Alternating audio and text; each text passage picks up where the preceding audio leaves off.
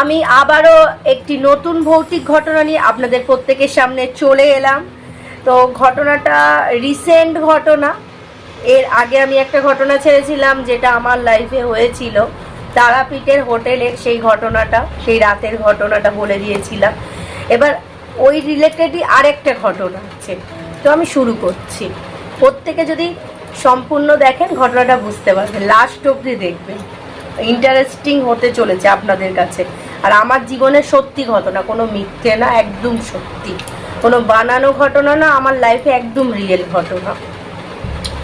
তো আমরা যখন তারাপীঠ থেকে বাড়ি চলে এলাম, তো যেদিন আমরা বাড়িতে এসেছি সেদিন রাত্রেবেলা আমার বর বলছে আমি না ঘুমাতে পারছি না ঠিক মতো। আমি কেন, কি হলো তোমার, তুমি ঠাকুরের নাম করো। যে ঘুম হচ্ছে না, মানে ও ঘুরেছে, তারপরে শ্মশানে গেছিল, সেগুলো মনে মনে ভেবেছে, ভাবার পরে ওইগুলোই স্বপ্ন দেখছিল। তো ভালো, সেই দিন রাত্রেবেলা গুরুদেবের নাম করে স্মরণ করে তারপর ভয় কেটে গেছিলো, ঘুমিয়ে পড়েছিলাম, আর কিছু হয়নি। আরও দুদিন সব ঠিকঠাক ছিল, কোনো অসুবিধা নেই, শিবধামের মন্ত্র সব কিছু জপ করি প্রত্যেক দিন, যা যা নিয়ম, তো কোনো অসুবিধাই ছিল না। তো 2-3 দিন পরে হঠাৎ রাতের টাইমে আমার বর কাজ থেকে এসেছে, এসে তো এতটাই গরম পড়েছে, এবার প্রত্যেক দিন গা ধুয়ে পরিষ্কার অবস্থায় ও তেল মাখে আর আমরা নাম জপ করি, তো সেই সমস্ত কিছু করার জন্য তো ও গা ধুতে গেছিলো, বাথরুমেই গেছিলো গা ধুতে। তা ভালো কথা, এবার আমি দরজাটা বন্ধ করে দিয়েছিলাম, ঠিক আছে। তা ও বললো না দরজা খোলা থাক। তা আমি এবার বলছে ঠিক আছে, ও গা ধুচ্ছিল, আমি গল্প করছিলাম। তা আমি বলছিলাম ওই তারাপীঠের ঘটনাগুলো নিয়ে গল্প করছিলাম, কারণ হচ্ছে আমি মেট্রোতে যখন ফোনে একজনকে গল্পগুলো বলছিলাম, যে ঘটনাটা আমি তোমাদের সঙ্গে শেয়ার করেছি, তো একজন বয়স্ক একজন কাকু, তিনি ঘটনাটা শুনছিল মেট্রোতেই, শুনে আমাকে হঠাৎ এসে বলছে আমাদের সঙ্গেও এরকম হয়েছে, খাবার দাবার রেখেছি, খাবার দাবার সব গায়েব হয়ে যাচ্ছে, কোনো খাবারই থাকছে না। বলছে এটা কি জানি কি হচ্ছিল, ভৌতিক তো কিছু ব্যাপার নিশ্চয়ই আছে, এরকম বলছিলাম। হ্যাঁ, এরকম তো আমরাও ফিল করেছি। তা ভালো কথা, এবার ওইসবই আমি আমার বরকে বলছিলাম। তা ভালো কথা, আবার গল্প করতে করতে আমি ঘরে এসে বিছনা করছিলাম, ও হাত মুখ গা ভালো করে ধুয়ে, এবার যখন বিছনা করছি, ওই দরজাটা, মানে বাথরুমে যাবার আরেকটা দরজা আছে, সেই দরজাটা আমি হালকা একদম যেটা বলে ভেজিয়ে দেওয়ার মতো করে আমি আমার রুমে এসে এখানে কি বলবো বিছনা করছিলাম, মশারি খাটাচ্ছিলাম। তখনই ও আমাকে বললো যে এইসব ঘটনা তো হয়ে গেল। ও যখন ঘরে এলো, আসার পর আমাকে বলছে জানো আমি একটা জিনিস বাথরুমের মধ্যে ফিল করেছি, মানে আমাদের এই বাড়ি বাথরুমের মধ্যে ফিল করেছি। আমি কি ফিল করেছো? যে যেন কিছু একটা সাদা একটা ছায়া সাট করে সরে গেল। আমি কি বলছো? এবার তোমরা অনেকে বলবে তোমাদের তো বন্ধন আছে, এবার বাথরুমের ওদিকটা অনেকদিন পড়ানো গঙ্গা জলটা কিন্তু ছড়ানো হয়নি, আমাদের অনেক দিনই বন্ধ হয়ে গেছিলো, তো সেক্ষেত্রেও হতে পারে। এবার ও বললো ওরকম শার্ট করে কিছু সরে গেলো, আমি পাত্তা ফাত্তা দিইনি কোনো। তা ঘরে এসে আমাকে ওইগুলো বললো। এবার আমরা যা যা সব কিছু নিয়ম যা যা করি প্রত্যেক দিন করে, ও ফোন ঘাঁটছিল। সেদিন ওর আর ঘুম আসেনি, বুঝেছো, রাত্রেবেলা ওদের আর ঘুম আসেনি। তা ওদের বলতে সরি, ওর, আমার অন্যদিকে মন চলে গেছে, ওর আর ঘুম আসেনি। তা আমি বললাম তুমি ঘুমাবে না? বলছে না আমার ঘুম আসছে না। বলছি ঠিক আছে, তাহলে তুমি ঘুমাবে না, আমার ঘুম পাচ্ছে, আমার র্যাম্বো পাশে আছে, আর র্যাম্বো থাকলে আমি র্যাম্বোকে হাত ধরে বা কাঁধে হাত রেখে আমি ঘুমাই, ঠিক আছে। তো এবার আমি ঘুমিয়ে পড়েছিলাম। তো এবার আমি তোমাদের যে ঘটনা বলছি, আমার কিন্তু ভয় লাগছে, আমি ঘর অন্ধকার করে বসে আছি, ঠিক আছে, ঘর কিন্তু অন্ধকার আছে, আমার কিন্তু গা ছমছম করছে, কারণ আমার সাথে সেদিন রাতে যেটা হয়েছিল সেটা বিভৎস ভয়ানক ছিল, আমি বলছি তোমাদেরকে। তো আমি যে তোমাদেরকে ঘটনাটা শোনাচ্ছি, আমার নিজেরই ভয় লাগছে, নিজেরই গা ছমছম করছে। যাই হোক, তা এবারে আমি তোমাদের বলি আর একটা কথা। এবার আমি ঘুমিয়ে পড়েছি, আমার র্যাম্বো ঘুমিয়ে পড়েছে, কারণ এখন এখানেও র্যাম্বো উপস্থিত আছে, তাই অতটা ভয় পাচ্ছি না। র্যাম্বো এক্ষুনি ঘরে এলো, হ্যাঁ একা ছিলাম, একটু বেশি ভয় লাগছিল একটু আগে, তো র্যাম্বো এলো, তাই একটু সাহস পাচ্ছি। যাই হোক, কোনো ভয়ের কারণ, এগুলো আমরা যখন মনে মনে সব চিন্তা করি আমাদের ভয় লাগবে। তো আমি ঘুমিয়ে পড়েছি, র্যাম্বো পাশে ঘুমিয়ে পড়েছে। এবার তোমাদের দাদা ফোনের মধ্যে একটা মুভি চলছিল, একটা হিন্দি মুভি, সেটা দেখছিল। এবার বাংলাদেশের অনেক সিরিয়াল এগুলো অনেক রাত অবধি জেগে জেগে দেখে, ভালো কথা। এবার আমি ঘুমিয়ে পড়ছি, এত ঘোর ঘুম পেয়েছে সেদিন, মানে কি বলবো আর তোমাদের, ঘুম উঠে মানে হালকা চোখ খুলে ও ডেকেছিল, তো আমি অত করিনি, ঘুমিয়ে পড়েছি। এইবার আমার সঙ্গে যেটা ঘটেছে জানি না, একদম রিয়েল ফিল করেছি আমি সেটা। আমি যখন ঘুমিয়ে পড়েছি পুরোপুরি একটা স্বপ্ন দেখলাম। এটা আমার বহু আগে হতো, যেটা আমি স্বপ্ন দেখার পর আমাকে চেপে ধরা হতো, ঠিক আছে। তো সেরকমই কিছু আমি ফিল করেছি, যে আমি যখন ঘুমিয়েছি আমি একটা স্বপ্ন দেখছি আমরা যে তারাপীঠের যে হোটেল রুমে ছিলাম, ঠিক আছে, তো সেই হোটেল রুম দেখছি একটা রান্নাঘর আছে, অনেকজন আছে, 2-4 জন, খুব একটা নেই লোক। সেই রান্নাঘরটার মধ্যে 2-4 জন আছে, আমার বর আছে, আর যেসব মেম্বাররা গেছিল ধামে যারা কয়েকজন আছে, তো ওরা বেরিয়ে গেছে এরকম দেখছি। এবার আমাকে একজন খেতে বলেছে ওখানে, ঠিক আছে। এবার আমি খেতে বসেছি, মানে আমাদের যেখানে খাওয়া দাওয়া করাতো, যে নিচের হোটেলে, যে যারা তোমরা তারাপীঠ গেছো জানো, যে আন্ডারগ্রাউন্ড যেটা, মানে একদম নিচে খাওয়া দাওয়ার ব্যবস্থা ছিল, রান্নাঘর, তো ওরকম। তবে আমি যেটা দেখেছি সেটা দেখলাম 3 তলার ওপরে রান্নাঘরটা, মানে বেঞ্চ টাইপের আছে, খাওয়া দাওয়া করছি। হঠাৎ দেখলাম কেউ নেই, সবাই খেয়ে দিয়ে উঠে গেছে, আমার বড় বাইরে ছিল। আমি দেখছি একটা বাচ্চা মেয়ে, একদম সাদা গ্রাউন্ড পরা, পুরো ছোট মেয়ে, সাদা গ্রাউন্ড পরা, চুল খোলা। এইবার আমি দেখছি আমাকে না, আমার উপর খুব রেগে বিভৎস দেখতে আমাকে ঠেলে চেপে নিয়ে চলে যাচ্ছে দেয়ালের দিকে, গলা টিপে ধরার মতো অবস্থা। আমি কিন্তু ওই অবস্থায় পুরো ফিল করছি, জানি না আমার কি হয়েছিল, সেটা আমার সাথে কি ঘটেছিল, মানে একদম যেন রিয়েল ভাবে আমার গায়ে হাত দিয়েছে, টাচ করেছে, এরকম একদম পূর্ণ ফিল করেছি, ঠিক আছে। যেমন সত্যিকারে টাচ করলে যেটা হয়, জানি না আমার আত্মার সঙ্গে কি হয়েছিল সেটা। এবার পুরো ফিল করছে যে ওরকম আমাকে ঠেলে নিয়ে রেগে এবার আমি বলছি জয় শিবধাম, জয় শিবধাম, জয় শিবধাম, মন্ত্র জপ করছি।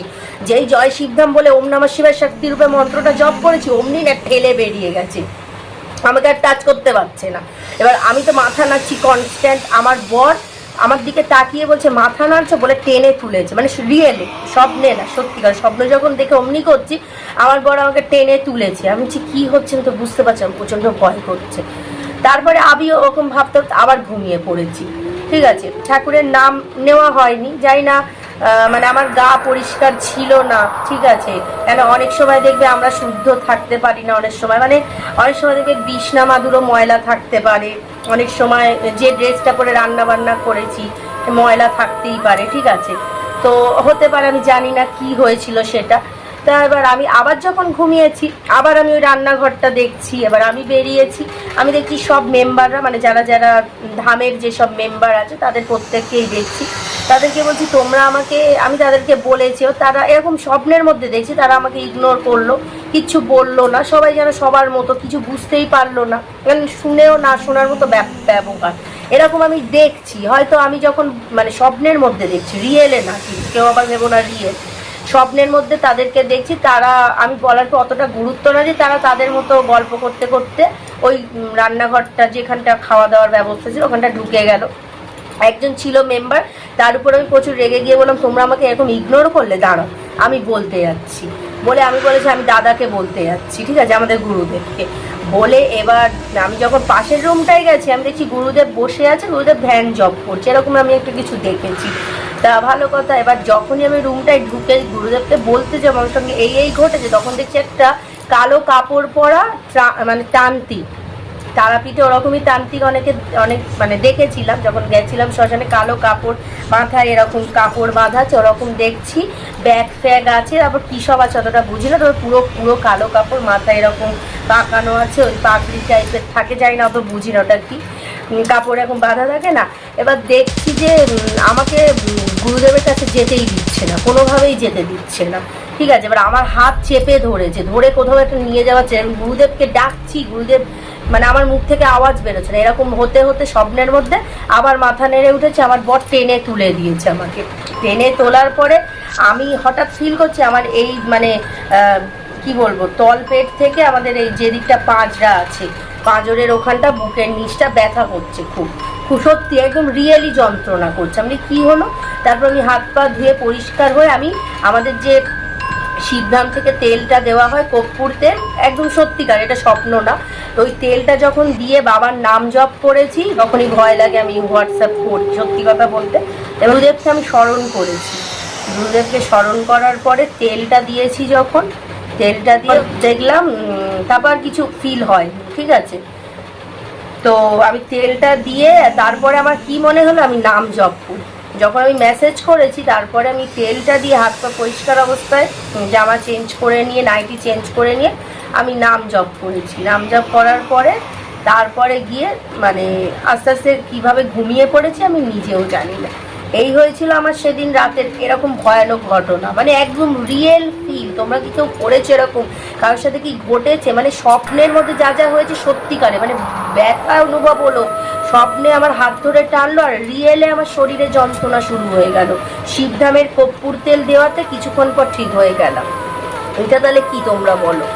এটা যারা বিশ্বাস করবে অবশ্যই কমেন্ট করবে, আর যারা বিশ্বাস করবে না তারা এইসব ব্যাপার থেকে দূরে থাকবে, সেটা আমি বলছি না, ঠিক আছে। এটা কোনো বানানো গল্প না, যার বিশ্বাস করার হবে করবে, যার বিশ্বাস করার হবে না তাতে আমার কোনো কিছু আসে যায়। তারপরে এমন হয়েছে, তার পরের দিন আর 5-6 দিন পরে আমার বর ওরকম এসে মানে কাজ থেকে এসে বাথরুমে গেছিলো ফ্রেশ হতে, ভালো কথা। এবার মানে না, কাজ থেকে এসে না, সরি ভুল বলছি, অতটা তো মনে থাকে না। রাত তখন 2:30 বাজে, ওর শরীরটা ভালো ছিল না, ও বাথরুমে গেছিলো, আমি ঘুমিয়ে পড়েছি।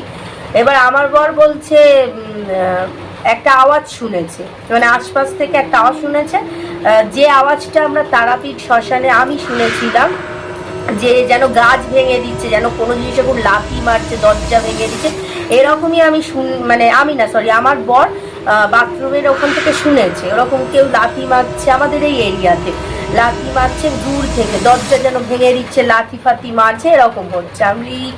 আমি তো জানি না কিছু। আবার আমার বর বলছে তুমি কি আমাকে ডেকেছো? আমার বরের একটা ডাক নাম আছে, আমি ডাকি সেটা দিয়ে। আমি তো জানি না তুমি কখন বাথরুমে গেছো আর কখন তুমি এখানে এসে ঘুমিয়েছো। আমার ঘুমটা ভেঙে গেছে যখন এসে আমাকে বলেছে। আমি না, তো আমি তো ডাকিনি। বলছে না, আমি বুঝতে পারছি যে তুমি এই রান্নাঘর, আমার পাশের যে রান্নাঘরটা ওখান থেকে হাঁটা চলা করছো, তারপর আমার নাম ধরে ডাকলে, দরজাটা খুলে মাকে ডাকতে যাচ্ছ, গলার আওয়াজ শুনছি, চিল্লানোর আওয়াজ শুনছি। আমি তো ঘুমিয়ে আছি, তখন বাজে রাত 2:30। ওই বাথরুমের পজিশন থেকে ওইসব শুনেছে, কেন ওগুলো তো নোংরা পজিশন হয়, আর গঙ্গা জলটা আমাদের দেওয়া হচ্ছে না ঠিক মতো। আমি না আমি না। এবার আমি যখন তখন 3টের সময় আমি বাথরুমে গেছি, আমার বর তো 2:30টার সময় গেছিলো ঘুম থেকে উঠে, ও ঘুমিয়ে পড়েছে, আমি গেছিলাম। আমি রিয়েলি আমি নিজেই শুনেছি ওরকম আওয়াজ হচ্ছে, ও যেটা আমি এসে বলছি কি ওই আওয়াজটাই তো হচ্ছে এরকম। এর আগেও কিছুদিন আগে আমি শুনেছি এরকম লাথি মারছে, দরজা ভেঙে দেওয়ার মতো আওয়াজটা শুনেছি। কি জানি বাইরে কোনো অশুভ কিছু আছে হয়তো, বাইরে তো থাকবে, বাইরে তো আর বন্ধন নেই, বাইরে থেকে শুনেছি এরকম, মানে বাথরুমের পজিশনটা গেলেই ওরকম শুনেছি, ঠিক আছে।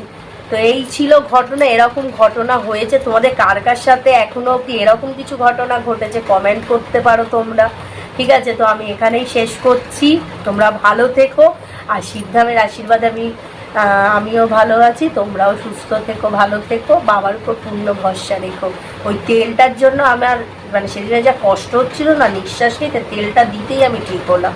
তোমরা ভরসা করো, কোনো অসুবিধা বা এরকম যদি আমার মতো কোনো সমস্যা হয়, বাবাকে সঙ্গে সঙ্গে স্মরণ করবে, নাম জপ করবে, গায়ত্রী মন্ত্র, মহামন্ত্র এগুলো চালিয়ে দেবে, যে মন্ত্রগুলো গুরুদেব ভিডিওতে দিয়েছে, দেখবে সঙ্গে সঙ্গে সব প্রবলেম সলভ, কোনো চিন্তাই নেই। মানে বাড়ি বন্ধন আছে মানে কোনো অশুভ জিনিস অ্যাটাক করতে পারে না, কিন্তু অনেক সময় দূর থেকে অনেক কিছু ফিল করা যায়। কিন্তু বাথরুমের পজিশন যেহেতু নোংরা, তো আর আমাদের গঙ্গা জল দেওয়া হয়নি, সেই জন্যই সমস্যাগুলো হয়েছিল। তারপর আর কোনো কিছুই হয়নি, আর কোনো কিছু বুঝতে পারিনি বাবার কৃপায়। তো এখানেই শেষ করছি, সবাই সুস্থ থেকো, ভালো থেকো। নেক্সট ভৌতিক ঘটনা কি শুনতে চাও অবশ্যই আমাকে বলো।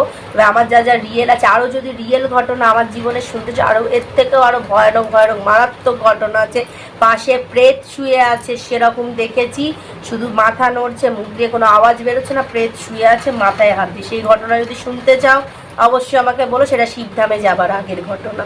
টাটা।